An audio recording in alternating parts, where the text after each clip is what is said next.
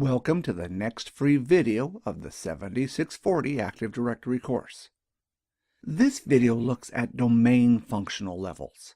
The domain functional level determines which features you can use in your domains. The higher the domain function level, the more Active Directory features there are. However, there is a catch. In order to go to a higher functional level, you must have only domain controllers of that functional level or higher in your domain. For example, if your domain functional level is Windows Server 2003, you will not be able to use any domain controllers of Windows Server 2000. The domain functional level only applies to domain controllers.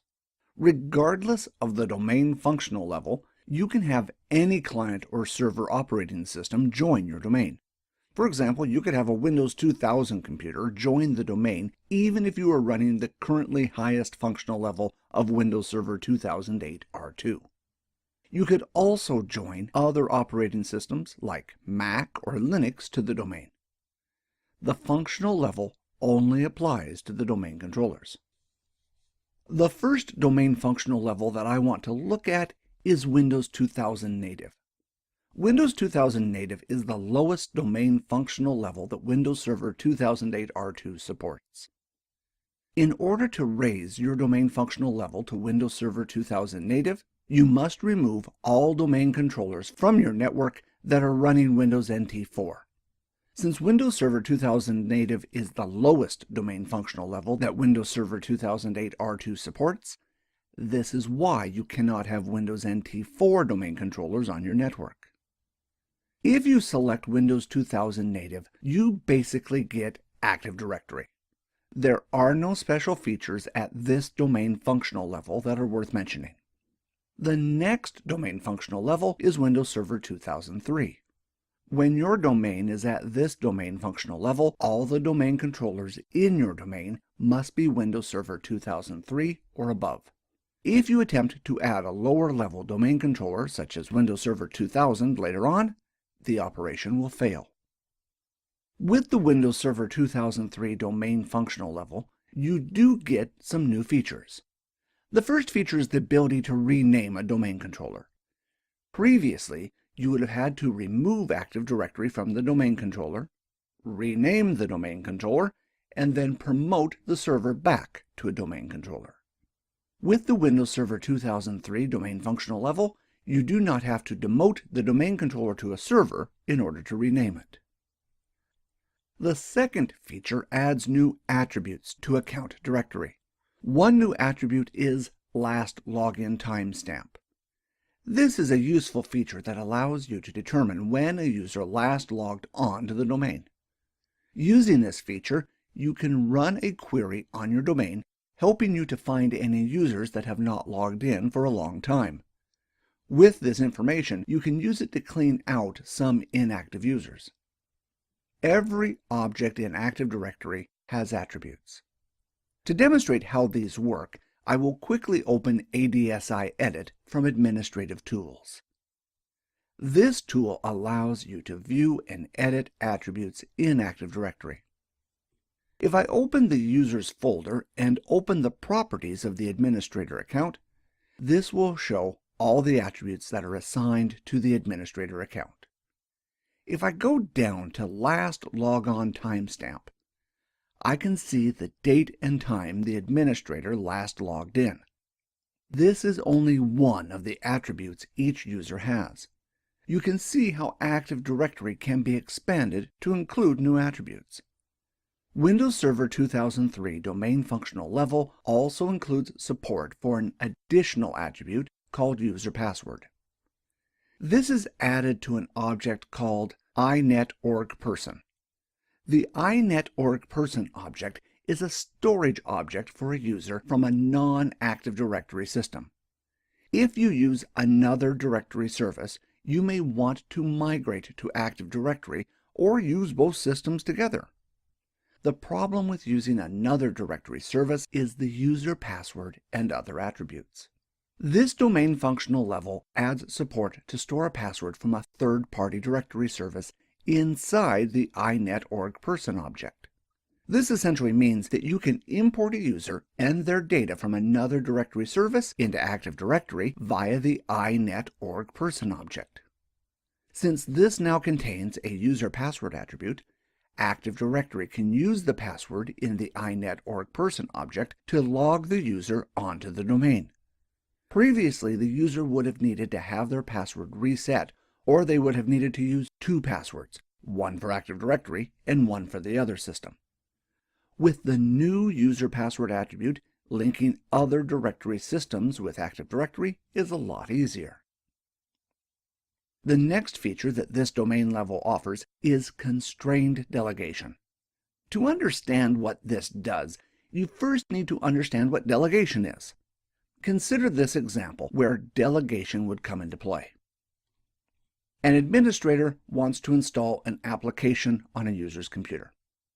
They send their username and password to the client's computer, which allows them access.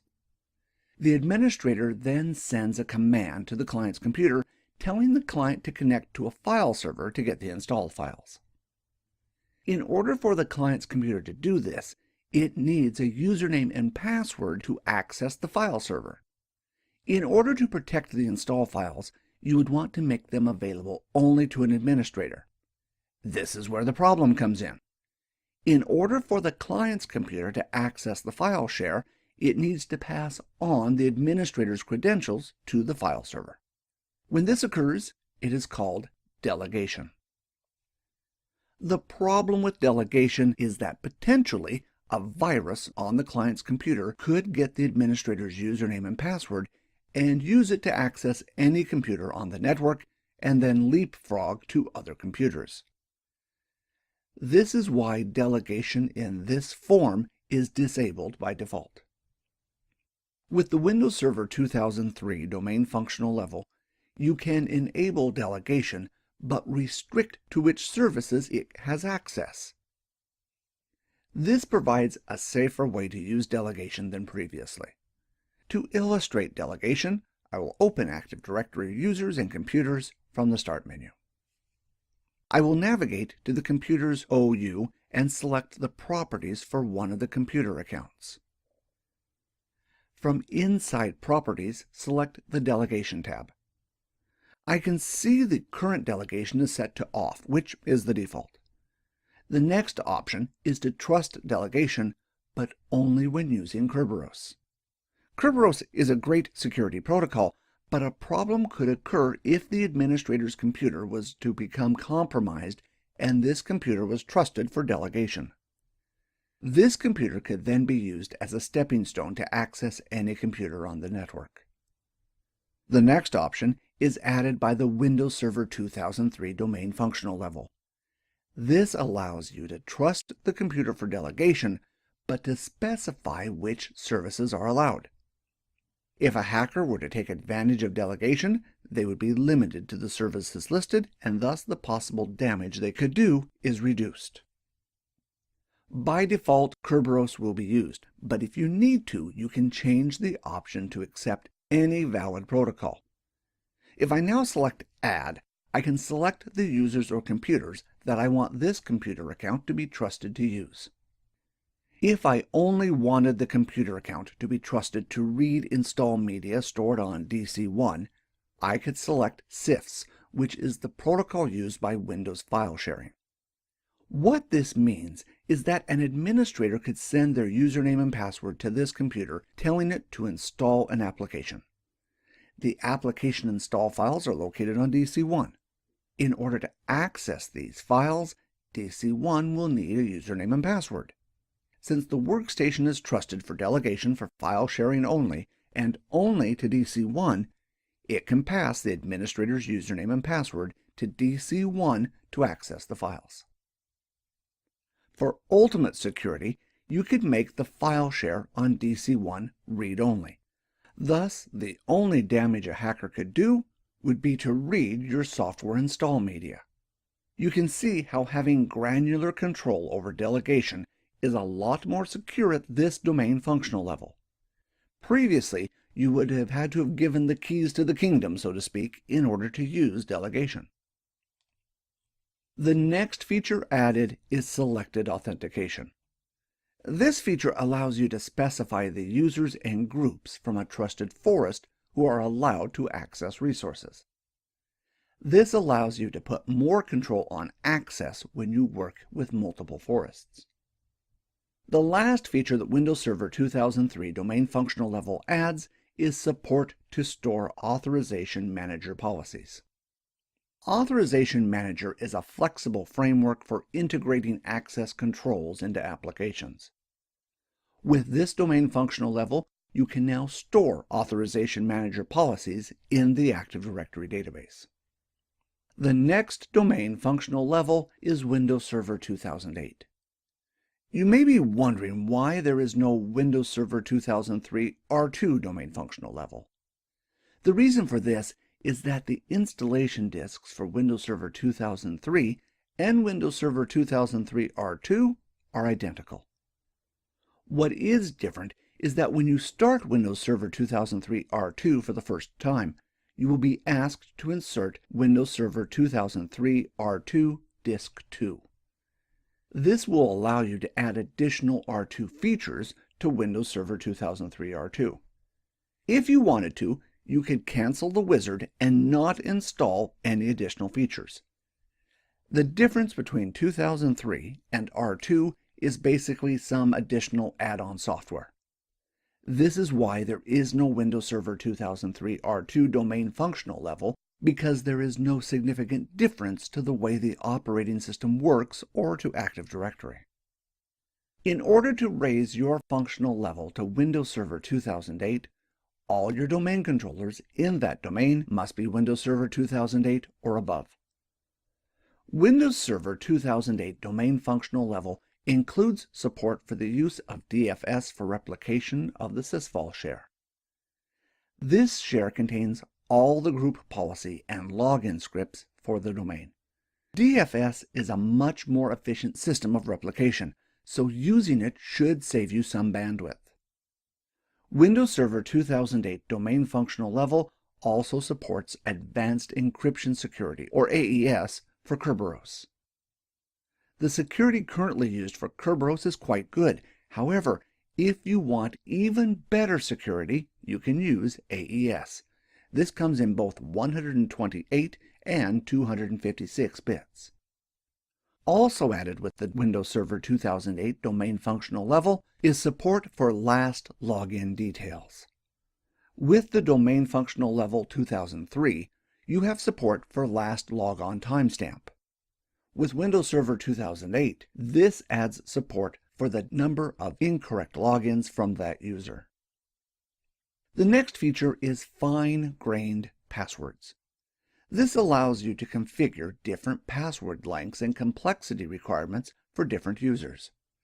Consider this example. In the past, if you had a commercial network and then a secure network, the only way a pre-Windows Server 2008 domain functional level could have had different password requirements for different users was to create a different domain. As shown here, a secure and a commercial domain needed to be created to meet this requirement. If you did not want to create an extra domain, you basically had to make a decision on which set of password requirements to use. With Windows Server 2008 domain functional level, you can combine the two domains like this. Now the secure domain is simply another organizational unit, or OU, in the same domain. With the users separated into different OUs, you can assign one set of password requirements to the commercial OU and one to the secure OU. The last domain functional level is Windows Server 2008 R2. In order to raise your domain to this functional level, all domain controllers must be running Windows Server 2008 R2. If you do decide to go to this functional level, you gain two features. The first is Authentication Mechanism Assurance. What this allows is compatible services to look at a Kerberos ticket and determine what was used to authenticate the user. For example, if you had a secure document, you may only want people to access it who were authenticated using smart cards. The next feature is automatic SPN management. When you install certain software, you may have been asked to supply a service account. When the software is running, it will use this service account to access resources on the computer. A lot of software will commonly allow you to run the software with a built-in account like the system account. The problem is that when you start using enterprise solutions such as Exchange, you want to isolate Exchange to its own user account to run rather than using an account such as the system account. The service account is like any other Active Directory account in that it has a password that will expire one day. You could tick the box in Active Directory that prevents the password from ever expiring, but this is not very secure in the long term. Automatic SPN management is a system in Windows that takes over the management of passwords for service accounts like these. Automatic SPN management also allows the account to be delegated to other administrators as well. Without a system like this, you would need to create an account to run a particular application, which is common practice. Later on, you may find that the password for this user account changes or the account password expires. When this occurs, the software will no longer be able to run. If this account is linked to your Exchange system, your email could be potentially down until you realize the password has changed or expired. That's it for the domain functional levels. Just for the sake of completeness, if you ever see domain functional levels with mixed or interim in it, these are domains that are in the process of being upgraded from Windows NT 4. If you no longer have any NT domain controllers on your network, then raise your domain functional level to one of the levels that I have mentioned in this video. The last point I want to make about domain functional levels is that once you raise the domain functional level, you cannot go back to the lower domain functional level. For this reason, ensure that you will never add any domain controllers of a lower functional level before you raise the domain functional level. Also, you need to ensure that any down-level domain controllers have been upgraded or removed from the network before you raise the domain functional level. That's a lot of theory. I will now change to my Windows Server 2008 domain controller to demonstrate how to raise the domain functional level. I promise this will be quick. First of all, open Active Directory User and Computers from Administrative Tools under the Start menu. Right-click your domain and select the option Raise Domain Functional Level. Notice at the top, the domain functional level is set to Windows Server 2003. To select a new domain functional level, select the pull-down. In this case, I can choose between Windows Server 2008 and Windows Server 2008 R2. Once I select my domain functional level and press Raise, Windows will give me a warning reminding me this process cannot be reversed. Once I press OK, I will be informed that changes may be delayed until replication has had time to occur between all the domain controllers in my domain. That's it for domain functional levels.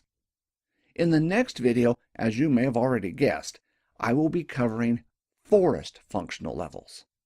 As always, if you have any questions about the video, please feel free to leave them in the comments below. Once again, thanks for watching our always free videos.